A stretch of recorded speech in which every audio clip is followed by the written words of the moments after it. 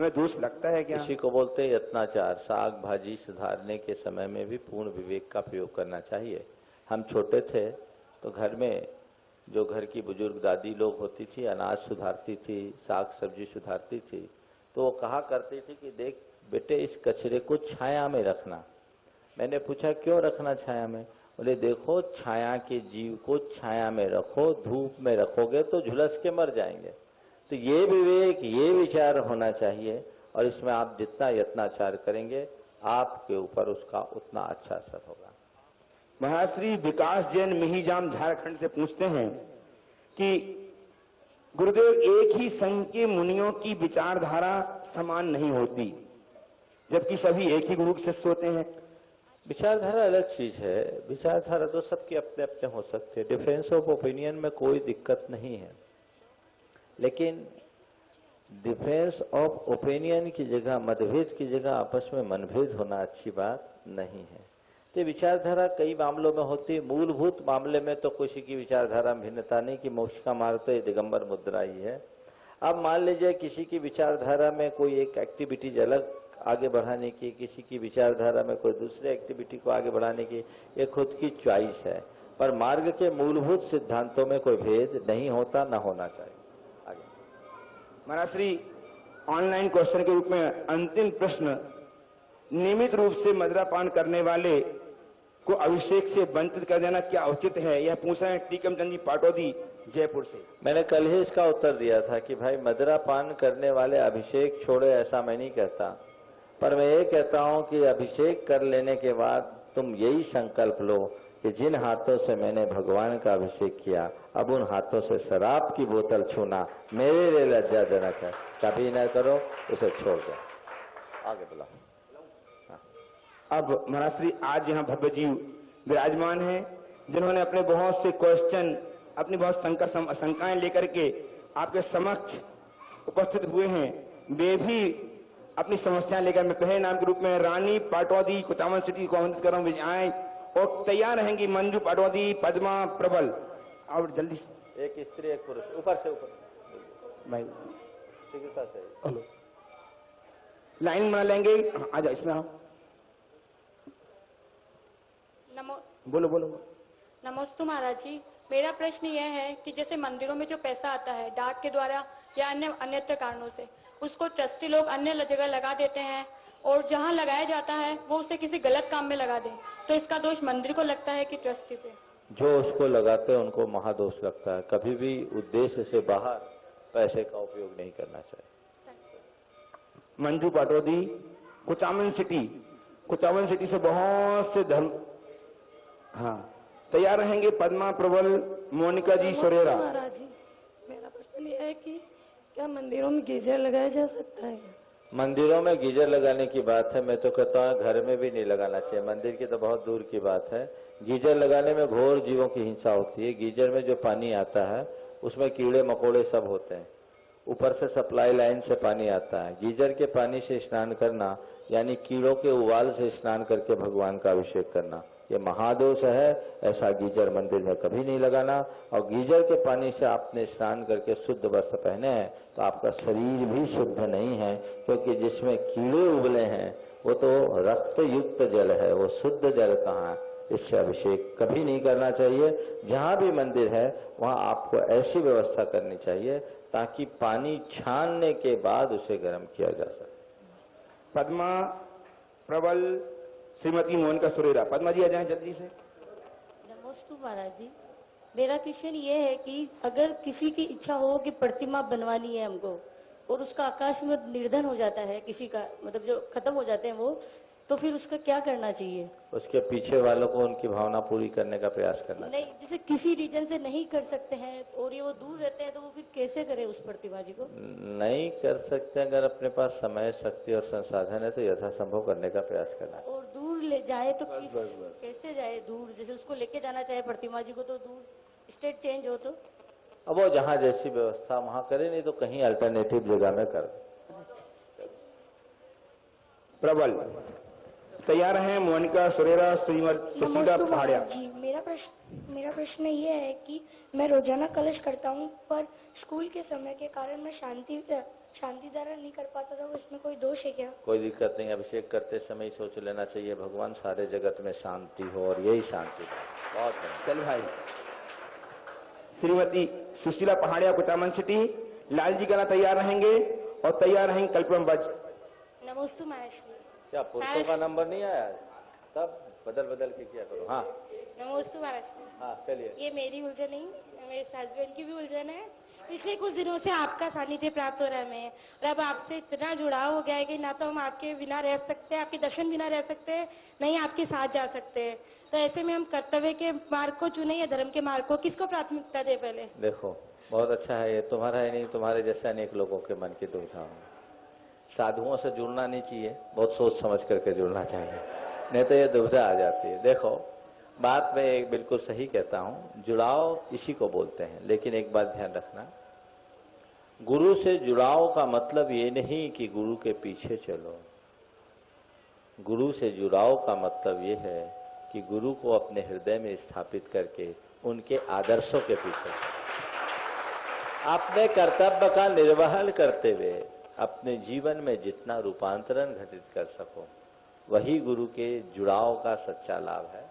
भावना तो होनी ही चाहिए, लेकिन कई बार परिस्थितियां हों, और ये परिस्थितियों को देखते हुए अपने समय काल को एडजस्ट करते हुए जितना लाभ ले सके लेने का प्रयास। जैसे दूर जा रहे हैं मेरा मन व्याकुल हो गया। चलो बहुत अच्छा, आगे।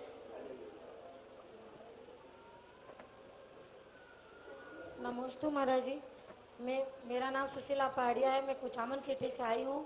मेरा प्रश्न है कि महाराज जी 4 औरतें एक साथ पूजा करती है दरख्त से, एक पूजा करके विसर्जन करके चली जाती है, दूसरी 2 पूजा करके विसर्जन करके चली जाती है, तीसरी भी ऐसी ही चल जाती है, चौथी बैठी पूजा करती रहती है। तो बीच में विसर्जन करना अच्छा है या नहीं? ग्रुप में जब भी पूजा करे तो जिनको पूरी पूजा में सहभागिता देनी हो वो ही करे, नहीं तो अपनी व्यक्तिगत पूजा करे। चलिए महाराज जी। आई लाल जी काला कुचामन सिटी, तैयार रहेंगी कल्पना बज जी, ऋषभ जी झांझरी। गुरु के चरणों में सशत वंदन। मेरा नाम लालजी कला कुचामन सिटी से हूँ। गुरुवर, मेरा प्रश्न ये है कि किसी घर में अगर मृत्यु हो जाए, सूतक हो जाए, तो उसका शुद्धिकरण कैसे होता है, एवं व्यापार में भी शुद्धिकरण कैसे होता है, तथा इसी प्रश्न में एक प्रश्न और करने का निवेदन कर रहा हूँ। जैसे सूतक हो गया मेरे घर में और मैं जिन मंदिर जी जा रहा हूँ तो घंटे को छू सकता हूँ या नहीं? जिन मंदिर जी की चटाइया छू सकता हूँ या नहीं? देखिए, खड़े रहिए। सूतक पातक को लेकर के प्रायः प्रश्न आते रहते हैं, लेकिन इसके बाद भी लोगों का कंफ्यूजन मिटता सा नहीं दिखता। सबसे पहली बात तो सूतक मुख्य रूप से 3 पीढ़ी तक 10 दिन और 12 दिन का सूतक होता है। जन्म का 10 दिन, मरण का 12 दिन। शास्त्र के विधानानुसार सूतक की कालावधि पूर्ण होने के बाद देव पूजा और पात्र दान से सूतक की शुद्धि होती। देव पूजा से और पात्र दान से सूतक की शुद्धि होती। तो आप जब भी सूतक की अवधि पूरी हो, जिन पूजा करे, अगर पात्र उपलब्ध हो तो पात्र दान दे।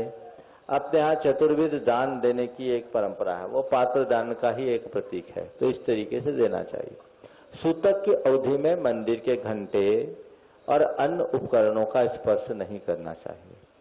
चटाई अगर लकड़ी की है तो छू सकते हैं, दरी जाजम आदि पर नहीं बैठना चाहिए, और गंधोदक दूसरों से लिया जा सकता है। एवं व्यापार में कैसे शुद्धि होती है? व्यापार में शुद्धि तीसरे दिन सब कर देते हैं, जो तृतीया के दिन करते वो होता है। चलिए श्रीमती कल्पना बज, मेरा प्रश्न है कि शांति। हाँ महाराज जी, मुझे मृत्यु से बहुत डर लगता है, और बोलो मुझे मृत्यु से बहुत डर लगता है, जबकि एक शाश्वत सत्य है। ऐसा क्या करना चाहिए कि इससे डर ना लगे?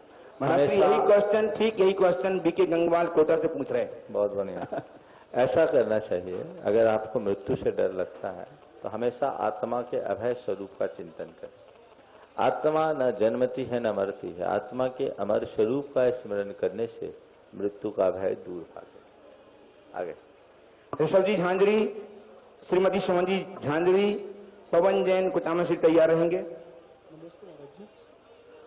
महाराज जी, जनरेशन गैप हम समझते हैं कि जैसे अपन में उतावलापन रहता है और जो बुजुर्ग लोग रहते हैं उनमें ठहरावपन रहता है।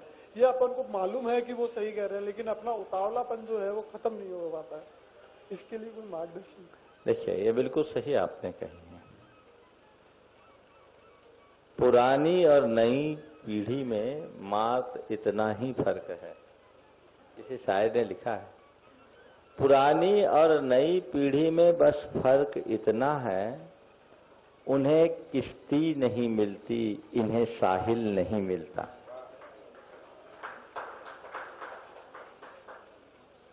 पुरानी पीढ़ी के लोगों के पास अनुभव है, पर आज के लोगों की ऊर्जा का आभास उन्हें नहीं है। वर्तमान पीढ़ी के पास अपार ऊर्जा है, लेकिन उनके पास अनुभव नहीं। जीवन का उपयोग तभी होगा जब आपस में तालमेल करके चले, पुराने लोगों के अनुभवों का लाभ लेकर यदि नई पीढ़ी के लोग अपनी ऊर्जा को दिशा देते हैं तो निश्चित वो अपने और समाज की उन्नति में सहायक बनते हैं। वो अनुभव का लाभ लो। हम बता रहे हैं भीम और युधिष्ठिर। युधिष्ठिर गंभीर थे और भीम उतावले थे। तो युधिष्ठिर ने भीम को एक बात कह रखी थी, तुम मेरे अंगूठे को देखकर गदा घुमाना। और भीम हमेशा युधिष्ठिर के अंगूठे से नियंत्रित रहते थे, इसलिए भीम भीम थे पर भयानक नहीं हो पाए। मैं इतना ही कहना चाहता हूं, उतावलापन तो उम्र सुलभ एक दोष है, दुर्बलता है। इससे बचना चाहते हो तो घर के बड़े बुजुर्गों को युधिष्ठिर मानो और उनके अंगूठे पर अपनी दृष्टि को केंद्रित रखो, कभी गड़बड़ नहीं है। सुमन जी झांझरी और तैयार रहेंगे पवन जी कुचामन सिटी से कमल जैन। नमस्ते महाराज जी। महाराज जी, आपने बाय में सेठी जी से पुरातत्व के बारे में बोला था, वो हमें हमारे मन के माफिक लगा, हमें अच्छा लगा और हमें लगा कि आज सेठी जी की अच्छी पकड़ में आई है वो। तो ये जो अच्छा लगना हमारे लिए रोज ध्यान कहलाएगा। और साथ में आप जब शंका समाधान करते हैं तो हमें हमारे गुरुजी क्षमासागर जी की भी आप में ध्यान आ जाता है, तो ये ध्यान कौन सा कहलाएगा? देखिए, संघर्ष समाधान में मैं कभी किसी व्यक्ति को टारगेट बना करके काम नहीं करता और मेरा उद्देश्य कभी ऐसा रहा नहीं कि मैं कभी किसी व्यक्ति को अपमानित करूं या प्रताड़ित करूं। मैं तो संघर्ष समाधान में बहुत सहज भाव से बात करता हूं।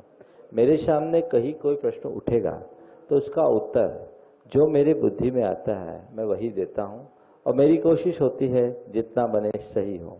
मैंने यदि कुछ कहा तो मैंने उनको कुछ नहीं कहा, उनके सवाल का जवाब दिया। उन्होंने पुरातत्व से रिलेटेड प्रश्न उठाया था और मैंने पुरातत्व की वास्तविकता समाज के बीच में रख दी ताकि समाज के लोग इस बात को अच्छे तरीके से जाने कि केवल पुरातत्व का हवा खड़ा करने से समाज को कितना नुकसान पहुंच रहा है। तो ये अब आपको अच्छा लगा, उसके पीछे कई कारण हो सकते, इसे रौद्र ध्यान तो नहीं कर सकते क्योंकि बहुतों के मन में एक पीड़ा थी, क्योंकि इसकी आड़ में बहुत सारे लोगों को मन आहत था, क्योंकि अप्रत्यक्ष रूप से गुरुदेव और संघ पर लोगों का आक्षेप था। एक मिथ्या प्रचार लोगों के द्वारा किया जा रहा था, उससे पूरे देश की जनता को समाधान मिला कि नहीं वास्तविकता ये है, तो लोगों को बहुत परिवर्तन आए, स्वाभाविक। चलिए आगे चलिए, आइए पवन जी का ध्यान आता है, उस ध्यान को क्या कहेंगे? अच्छी बात है। चलिए पवन जी बताओ, कुछ करके भरोसा तोड़ा है या उसकी कोई परिस्थितियां है? यदि ऐसी कोई परिस्थिति है जो निवारित की जा सकती है तब तो दोबारा उस पर भरोसा किया जा सकता है, लेकिन आदतन भरोसा तोड़ता हो या कोई बुरे इरादे से भरोसा तोड़ता हो तो ऐसे व्यक्ति से कोई सरोकार नहीं रखना चाहिए। व्यक्ति को पहचान करके उससे अपने रिलेशन बनाना चाहिए, और जो भरोसा तोड़ता है, विश्वासघात करता है, वो महापापी कहलाता है। महर्षि नावा से पम्मी जैन पूछ रही हैं कि जब हम कोई गलती करते हैं तो यह कहते हैं कि भगवान देखते हैं, पाप लगेगा। क्या सच में भगवान देखते हैं? और पाप पुण्य का लेखा जोखा कहाँ होता है? स्वर्ग नरक कैसे मिलता है? कृपया समझाएं। देखिए, निश्चित भगवान देखते हैं। हम जो भी कुछ करते हैं ना उसको भगवान देखते हैं, पर कौन से भगवान? बाहर के भगवान नहीं, हमारे भीतर बैठे हुए भगवान। हम अपने आंखों से देखते हैं कि नहीं देखते हैं? देखते हैं। तो हमारे भीतर भी तो वही परमात्मा है जो संसार में इन आंखों से देखता है। इसलिए हम कुछ भी करते हैं तो हम तो देखते ही हैं। इसलिए इस चीज को समझना चाहिए। हम देखते हैं। मुझे एक बहुत अच्छी कहानी याद आ गई। पुराने जमाने की बात है, जब गुरुकुल परंपरा थी। उस गुरुकुल परंपरा के दौरान जब सब विद्यार्थियों की शिक्षा पूरी हो गई, गुरु ने विद्यार्थियों की परीक्षा के लिए एक दिन सबको बुलाया और कहा कि मेरी बेटी बड़ी हो गई, विवाह के योग्य हो गई, और उसके विवाह के लिए दहेज के रूप में मुझे काफी धन की आवश्यकता है। तुम सब मेरी आर्थिक स्थिति को जानते हो, इसलिए मैं चाहता हूं कि तुम लोगों से कुछ सहयोग मिले। उनके गुरुकुल में अच्छे अच्छे सेठ, साहूकार और राजकुमार भी पढ़ते थे। सबने कहा कि ये तो हम तुरंत कर देंगे, अपने घर से ले आते हैं, अपने पिताजी से मांग कर ले आते हैं। उन्होंने कहा नहीं, ऐसा मुझे नहीं चाहिए, उसमें मेरा मान घटेगा। हम तो चाहते हैं कि तुम लोग जितने विद्यार्थियों को मैंने पढ़ाया है सब अपने घर से कुछ ना कुछ धन लाए, लेकिन एक बात का ख्याल रखे कि धन ऐसे समय लाए जब कोई न देखे। अगर कोई देख ले तो वो धन मत लाना। सब छात्र घर से पर्याप्त धन सामग्री लाकर गुरु चरणों में ढेर लगा दिए, पर एक छात्र खाली हाथ आया। एक संपन्न घराने का छात्र खाली हाथ आया। गुरु ने पूछा तुम कुछ लाए नहीं? बोले नहीं ला पाया। क्यों? लाना नहीं चाहते थे? चाहता तो था, पर आपकी आज्ञा की पूर्ति नहीं कर सका। क्या बात हो गई? आपने कहा था कि ऐसा धन लाना जिसे कोई देख ना सके, तो क्या तुम्हें एकांत नहीं मिला? बोले कई बार मिला। फिर लाए क्यों नहीं? बोले मैंने कई बार उठाने का प्रयास भी किया, फिर भी नहीं ला सका। बोले क्यों? कोई देख रहा था क्या? नहीं, कोई नहीं देख रहा था। फिर मैंने चारों तरफ देखा, कोई नहीं देख रहा था, और मैंने उठाने के लिए झोले में अपने धन को रखा भी, लेकिन तभी मुझे लगा कि और कोई देखे या न देखे, मैं तो देख रहा हूं, और जब मैं देख रहा हूं तो इसे कोई कैसे ले सकता है? गुरुदेव, आपने कहा था कोई देखे वैसे लेकर नहीं आना, तो जब मैं देख रहा हूं तो कैसे लाऊं? गुरु ने उसे छाती से लगा लिया और कहा तेरी पढ़ाई सच्ची पढ़ाई है, तू ही ठीक पढ़ाई किया है, और सब छात्रों का धन वापस लौटा दिया। कहा तुम्हें अब फिर से पढ़ने की जरूरत है। इसी की पढ़ाई पूरी हुई। तो कहने का तात्पर्य भगवान देखे या न देखे, हम खुद देखते हैं। इस चीज को समझिए। लेखा जोखा का सवाल जो है वो कहीं बाहर नहीं होता, हमारे भीतर होता है। जैसे मैं बोल रहा हूं, कैमरे में सब रिकॉर्ड हो रहा है। जो बोल रहा हूं, जैसा बोल रहा हूं, जिस क्रम से बोल रहा हूं, वैसी रिकॉर्डिंग हो रही है। जैसी मेरी एक्टिविटी है सब सामने हो रही है। इसी तरह हमारी जैसे चाहते हो तो इन सब से छुटकारा पाने का प्रयास करो। जहां तक सवाल है साधना के क्षेत्र में आगे बढ़ने के लिए, अगर घर छोड़ करके साधु जीवन अंगीकार करो तो ये साधना का राजपथ है। पर यदि ऐसा नहीं कर सकते तो एक सदगृहस्थ की तरह जीवन जीते हुए भी अपने जीवन में काफी कुछ गुणात्मक परिवर्तन किया जा सकता है। जैन धर्म की मूलभूत बातों को समझो। अच्छाइयाँ कहीं से भी अपनाई जा सकती है, लेकिन जब तक किसी भी धर्म के विषय में हम उसकी आधारभूत बातों को नहीं समझेंगे तो हम भ्रमित हो जाएंगे। इसलिए मैं कहना चाहूँगा, जैन धर्म के मर्म को ठीक से समझोगे और जैन धर्म की प्रभावना में जुटोगे, जीवन में बहुत बड़ा परिवर्तन आएगा। प्रभावना के विषय में एक बात ध्यान रखना, केवल विचार को फैलाने का नाम प्रभावना नहीं है, अपितु अपने आचार को शुद्ध करना ही सबसे अच्छी प्रभावना है। तो अपनी भूमिका के रहते जितने अपने आचार को निर्मल बना सको, बनाने का प्रयास करो। महाराज श्री, एक अनाम क्वेश्चन प्रश्न आया हुआ है कि जब कोई हमारा बार बार भरोसा तोड़े, जिसके कारण हमें बहुत तकलीफ हो, तो ऐसे समय पर हमें क्या करना चाहिए? और जो हमारा भरोसा तोड़ते हैं, क्या उन्हें पाप लगता है? देखिए, सबसे पहली बात तो यह है कि जो व्यक्ति बार बार भरोसा तोड़ता है, ऐसे व्यक्ति पर भरोसा नहीं करना चाहिए। एक बार आपने धोखा खाया, दूसरी बार धोखा खाया और बार बार धोखा खा रहे, यानी आप अपने विवेक का इस्तेमाल नहीं कर रहे। हर किसी पर भरोसा नहीं करना चाहिए, और जिसने भरोसा तोड़ा है तो उसकी समीक्षा करनी चाहिए कि जानबूझ जाए। और उसके तैयार रहेंगे गौरव जी। संजीव जी जयपुर से आ जाए। तो महाराज जी, तो हम गुरु को एक मानते हैं तो हम इष्ट को भी एक मान सकते हैं क्या? बिल्कुल मान सकते। एक गुरु एक इष्ट। आराध्य हमारे 24 तीर्थंकर है, पर उनमें से किसी एक को इष्ट देव के रूप में मानने में कोई दोष नहीं। हमारे आराध्य सारे मुनिराज हैं, लेकिन उनमें से किसी एक को गुरु के रूप में स्वीकारने में कोई दोष नहीं। धन्यवाद। आइए संजीव जी जयपुर से, और तैयार रहेंगे नागरामल जी इंदोखा। नमोस्तु गुरुवर। हो गया आप। संतोष कुमार जी पहाड़िया तैयार रहेंगे।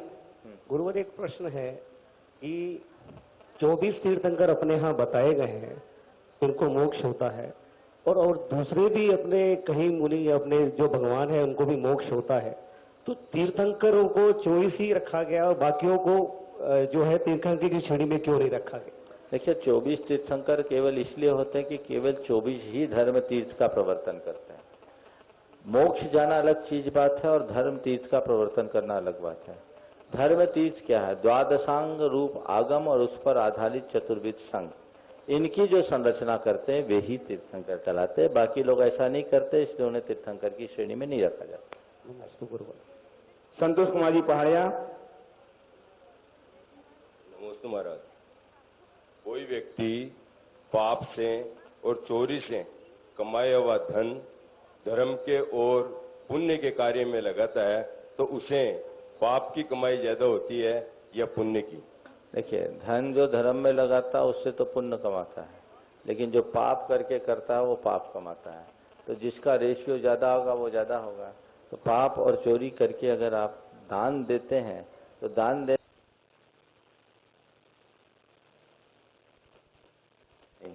मैं ये मानता हूं कि ऐसा व्यक्ति अगर दान दे तो हो सकता है दान के प्रभाव से उसकी बुद्धि पलटे और उसका पाप और चोरी का कर्म भी छूट जाए।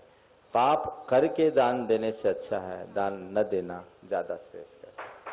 महाश्री इंदिरा देवी गंगा। एक बात और कहूंगा, दान के लिए पाप मत करो, पर पाप करते हो तो दान देना बंद मत करो। क्या कह रहा हूं? दान देने के लिए पाप मत करो, लेकिन पाप कर रहे हो तो दान देना बंद मत करो, क्योंकि दान ही तुम्हारे पाप को साफ करेगा। चलिए हो गया महाराज जी, आपसे वापस ये प्रश्न है मेरा। हाँ। कि पाप करना ही मेरी समझ में तो सबसे ज्यादा खतरनाक है। पाप अपन करेंगे नहीं, सुनो पुण्य यदि अपना तेज हो तो पैसा तो अपने आप आएगा। नहीं, मैं बता रहा हूं, मेरी बात सुनो। बिना पाप के पैसा कमाई नहीं, सोचना ना पड़े। उच्च शिक्षा के साथ सब प्रकार की गतिविधियां एक्टिविटीज की भी शिक्षा की व्यवस्था करे, शिक्षा संस्थान खोले जिसमें गुणवत्ता युक्त शिक्षा व्यवसायिक दृष्टि के बिना दी जा सके। लेकिन ये बहुत कठिन काम हो गया है, क्योंकि ये पूरा शिक्षा के क्षेत्र ने एक औद्योगिक रूप धारण कर लिया है। इसके लिए एक बहुत बड़ी क्रांति की जरूरत है, और शिक्षा के व्यवसायीकरण को रोकने के लिए गुरुदेव की तर्ज पर, जैसा गुरुदेव ने प्रतिभा स्थली जैसी संस्था को खोलकर एक बहुत ही अच्छी शुरुआत की है, यदि इसका अनुकरण देश भर में कर लिया जाए तो शिक्षा का व्यवसायीकरण आज भी रुक सकता है। प्रतिभा स्थली लड़कियों के लिए एक गुणवत्ता युक्त शिक्षा का संस्थान है, जहां पढ़ने वाली लड़कियों के बारे में कभी कुछ इसमें दी जाए और साथ में संस्कारों को गढ़ा जाए गैर व्यवसायिक दृष्टि से। तो एक बहुत बड़ी क्रांति है। सबको चाहिए कि हम इन सब का अनुकरण करें और ऐसी संस्थाओं को प्रोत्साहित करें, तभी कहीं जाकर हम कुछ कदम शिक्षा के व्यवसायीकरण के रोक में आगे बढ़ सकेंगे। श्री रोहित सेठी जयपुर से एक बहुत बड़ा प्रश्न रख रहे हैं आपके समक्ष। वे कहते हैं कि मुझसे काफी धर्म की प्रभावना हो गई, 24 घंटे यही सोचता हूं कैसे पुण्य करूं, कैसे लोगों की मदद करूं, क्या मुझे मोक्ष प्राप्ति के लिए दीक्षा लेनी पड़ेगी या घर में ही मोक्ष प्राप्ति कर सकता हूं? महाश्री, मैं पूजा पाठ नहीं करता, मगर हमेशा दूसरों के लिए अच्छा सोचता हूं। सोशल मीडिया के माध्यम से जैन धर्म एवं आपके विचारों को फैलाता हूं। मैं जैन धर्म के साथ बौद्ध धर्म की अच्छाइयों को अपना रहा हूं। कृपया मार्गदर्शन दीजिए, मोक्ष प्राप्ति के लिए और क्या करूं? देखिए, मोक्ष प्राप्ति के लिए जो करना हो सो करना, पर मैं आपको ये कहना चाहता हूं, मुक्ति के लिए जो कर सको सो कर लो। महाराज मोक्ष प्राप्ति और मुक्ति में अंतर तो नहीं है? अंतर है। मैं कहता हूं पंचम काल में मोक्ष नहीं है, मुक्ति है। मोक्ष यानी सब कर्मों से छुटकारा, निर्वाण, और मुक्ति यानी दुर्बलताओं, दोषों और बुराइयों का त्याग। मुक्ति आज भी मिल सकती है। आप अपनी बुराइयों से मुक्ति चाहते हो, मुक्ति यानी छुटकारा। अपने दोषों से, अपनी दुर्बलताओं से, अपने दुखों से अपने आप की मुक्ति करना चाहते हैं। नहीं ऐसी कोई तो नहीं ऐसा। पाप का मतलब क्या है? अनीति के बिना, बेईमानी के बिना, पाखंड के बिना पैसा कमाया जा सकता है, पर निष्पाप वृत्ति से पैसा नहीं कमाया जा सकता। पाप का मतलब है सटकाए जीव की हिंसा। वो तो होती है ना। मैं उस पाप की तरफ इशारा कर रहा हूँ, समझ में आ गया? आप लोग उसको पाप ही नहीं मानते, मुश्किल तो ये है। हाँ, तो पाप तो पाप है। चलिए आगे चलिए, आगे चलिए। ये जैन दर्शन का पाप है। हाँ बोला महाश्री, जो आ जाओ, जिसको पूछना आ जाओ। ये कौन? आ जाओ, जल्दी आ जाओ। पहाड़िया है, मैं कुचामन से आई हूँ। रक्तदान और नेत्रदान करने में दोष लगता है क्या? मैं इसका कई बार उत्तर दे चुका और मैंने पहले भी इस विषय में कहा है। देखिए, रक्तदान की जो प्रक्रिया है, समझ गया मैं, आपकी बात समझ गया। धार्मिक दृष्टि से इसके विषय में मैं कुछ नहीं कहूंगा, लेकिन मानवीय दृष्टि से जब बात होती है तो मैं इसका कभी निषेध नहीं कर सकता। जिसमें एक व्यक्ति के प्राण की रक्षा होती है, एक व्यक्ति को दृष्टि मिलती है, एक व्यक्ति का जीवन सुरक्षित होता है, उसका निषेध करना जैन धर्म की मूल भावनाओं को न समझना है। हमारे शास्त्रों में भले इसका विधान नहीं किया, वह ऐसा इसलिए क्योंकि उस समय हमारे पास ऐसे संसाधन उपलब्ध नहीं थे। आज ये संसाधन उपलब्ध है। आज अगर ब्लड डोनेट कर रहे हैं तो वो तो ऐसा ही है जैसे हमारे शरीर की एक रक्त धमनी से दूसरी धमनी में, हमारी शिराओं से दूसरी शिराओं में ब्लड जा रहा है, वैसे एक शरीर से दूसरे शरीर में जा रहा है। अगर ब्लड सेल्स सुरक्षित ना हो, प्रिजर्व ना हो, तो काम में ही नहीं आएगा। तो इसमें किसी भी प्रकार का दोष नहीं है, हिंसा नहीं है, बल्कि किसी की रक्षा है। और जिसमें मनुष्य की रक्षा है, प्राणी की रक्षा है, वह तो हमारा मूलभूत धर्म है। हमारे यहाँ धम्मो दया विशुद्धो का है। मुझे पता नहीं किस लिए लोग इन बातों का आजकल निषेध करने लगे।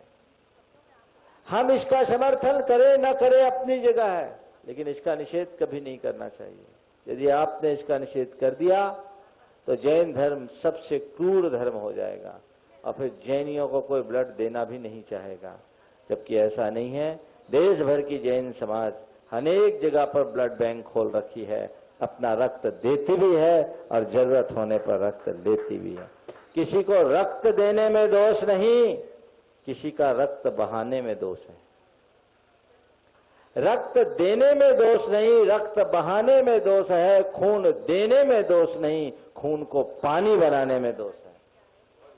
आप इसको ध्यान में रखें और इसे ध्यान में रख करके ही आगे चलें। उसी में सब समाहित हो गया। नहीं, जैसे हमने नेत्रदान किया, बता दिया ना मैंने, संकेतों में समझो। महाराष्ट्री आ जाइए, नाम बोलो जल्दी। महाराष्ट्री, मेरा नाम शान जैन है, मैं कुचामन सिटी से आया हूँ। मेरा प्रश्न ये है कि रात को चावल क्यों नहीं चढ़ाते? कई बार उत्तर दे दिया बेटा। हम लोग रात में खाते नहीं तो चढ़ाएंगे कैसे? चलो ऑनलाइन ले। नमस्ते महाराज जी, मैं मेघा जैन कुचामन सिटी से। मेरा क्वेश्चन ये है कि गंधोदक पीने से क्या दोष लगता है? गंधोदक लगाने की चीज है, पीने की नहीं। आगे चलो। महाराष्ट्री इंदिरा देवी गंगवाल एक छोटा सा प्रश्न पूछ रही हैं कि श्रावक यदि उपवास एकासन करता है तो पुण्य का बंध होता है या कर्म निर्जरा होती है? पुण्य का बंध भी होता है, पाप की निर्जरा भी होती है। भगवती आराधना में उपवास को निर्जरा का एक सशक्त माध्यम का है। हाँ, मैं कुचामन सिटी से सुशीला जानवी बोल रही हूँ।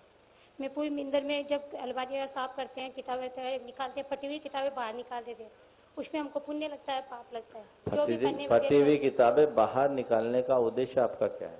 वह सफाई करते हैं ना तो इसलिए वो पुण्य ही लगेगा, पाप नहीं। और अलग रख देते हैं उनको कहीं भी ऐसे? सुरक्षित रख दो ताकि उसको समय पर उसका विसर्जन किया जाए या उसकी रिसाइकलिंग हो गया। चलो महाराष्ट्री, नावा में कल बहुत से प्रश्नकर्ता शेष रह गए थे क्योंकि ऑनलाइन क्वेश्चन कल होते रहे और बेचारे में मन महसूस के रह गए।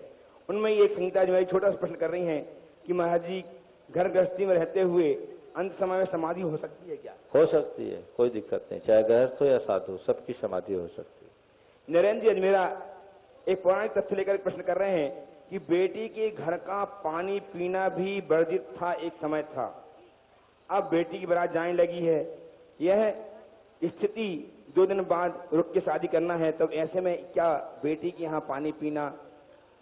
मेरी दृष्टि में बेटी के यहाँ पानी पीना कहीं से गलत नहीं है, ये तो दकियानुशीपन है। मैं तो कहता हूँ बेटे और बेटी में फर्क करना ही बहुत बुरी बात है। मैं इन सब का समर्थन नहीं करता। युग आया है, बेटे और बेटी का भेद मिटाइए। इस बेटे और बेटी के भेद की मानसिकता ने ही आज स्त्री और पुरुषों के लिंगानुपात में अंतर उत्पन्न किया है, कितनों की भ्रूण हत्या करा दी है।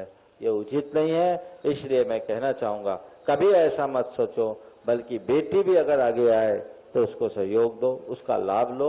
ये हमारे यहाँ पितृसत्तात्मक व्यवस्था है, उसके तहत प्रधानता पुरुषों को दी जाती है, लेकिन इसका मतलब ये नहीं कि स्त्रियों का कोई रोल नहीं, कोई स्थान नहीं। महाराज जी एक नावा से ही सीमा जैन ने बहुत अच्छा प्रश्न किया है कि यदि प्राप्त को पर्याप्त माने तो क्या प्रयास करना बंद कर दें? प्राप्त को पर्याप्त समझो, ऐसा जो मैंने कहा 2 दिन पहले, उसका प्रयोजन ये नहीं कि आप प्रयास मत करो।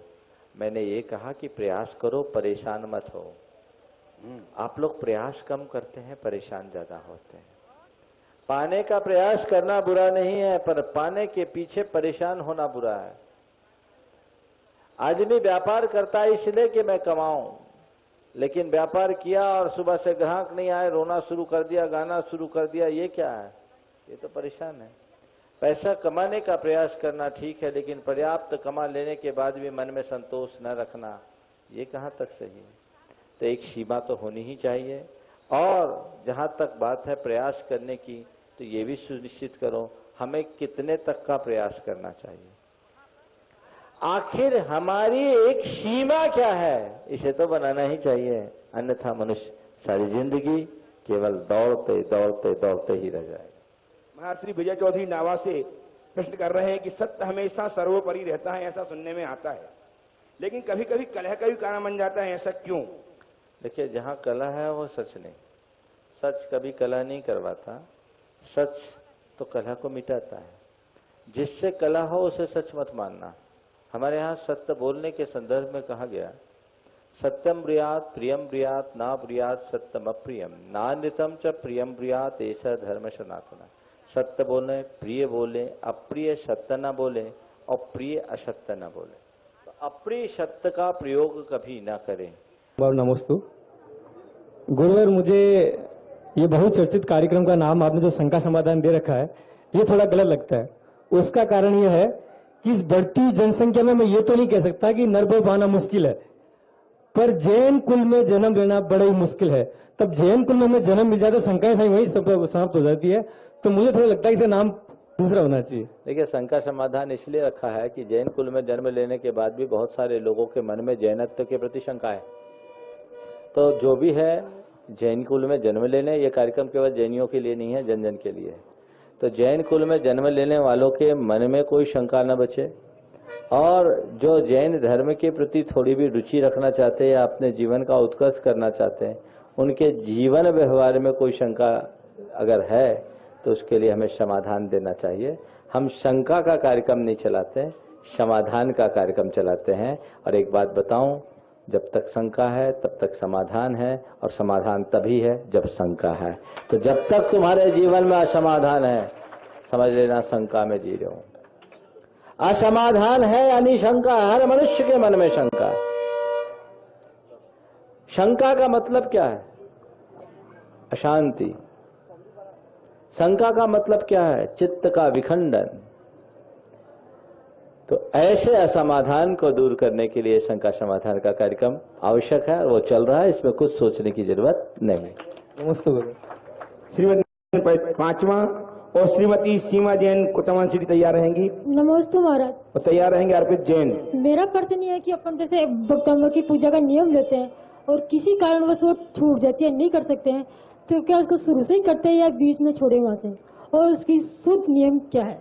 देखिए, भक्तामर पूजा का नियम लिए हैं तो पूजन करते रहना चाहिए, जब तक करने की स्थिति में तब तक करे, अगर करने की स्थिति न रहे तो फिर वापस शुरू से शुरू करें। नमस्ते महाराज। आगे चलिए। श्रीमती सीमा जैन कुचामन सिटी और तैयार रहेंगे अर्पित जैन। तब तक महाराज श्री में एक ऑनलाइन प्रश्न जो कि रोहित जैन इंदौर से पूछ रहे हैं कि महाराज श्री, व्यापारिक गतिविधि में अनजाने रूप से होने वाली जीव हिंसा जो अनाज को केमिकल से सहेजने और बेकार मेटल को रिसाइकिल करने से होती है, उसमें कितना पाप बंद होता है और उसके निदान हेतु नियमित रूप से क्या किया जाए ताकि व्यापारिक गतिविधि में अनजाने से होने वाली हिंसा से बचा जा सके? देखिए, व्यापार में अनजाने में होने वाली हिंसा का तो हम दूसरे क्रम में बात करेंगे।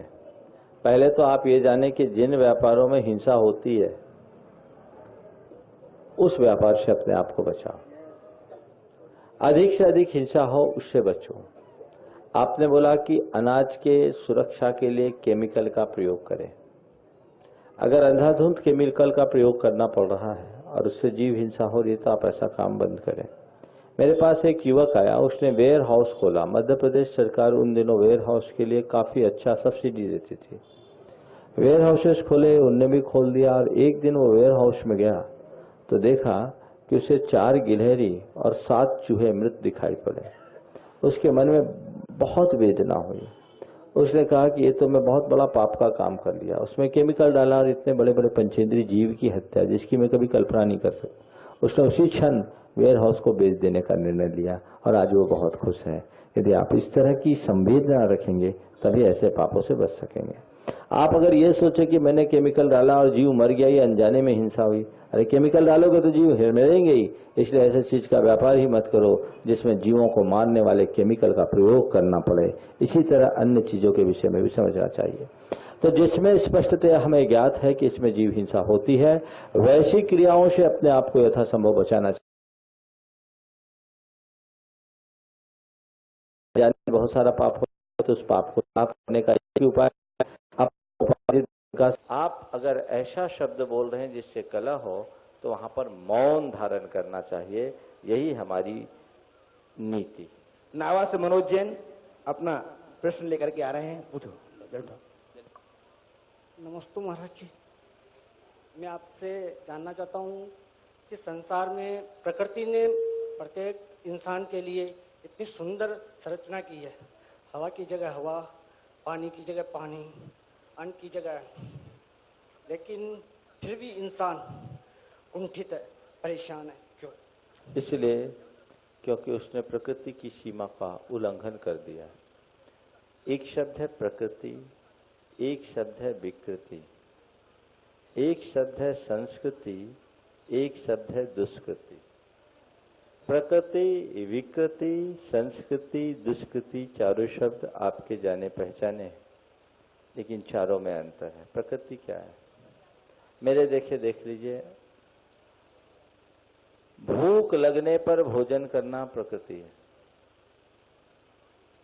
भूख लगने पर भोजन करना प्रकृति है। विकृति, बिना भूख के भोजन करना विकृति है। भूख लगने पर भोजन करना प्रकृति है, बिना भूख के भोजन करना विकृति है। और भूखे को रोटी खिलाकर खाना हमारी संस्कृति है और दूसरों की रोटियां छीनना हमारी दुष्कृति है। ये सारा असंतुलन विकृति और दुष्कृति की देन है। इस प्रकार आज के समाधान के सत्र को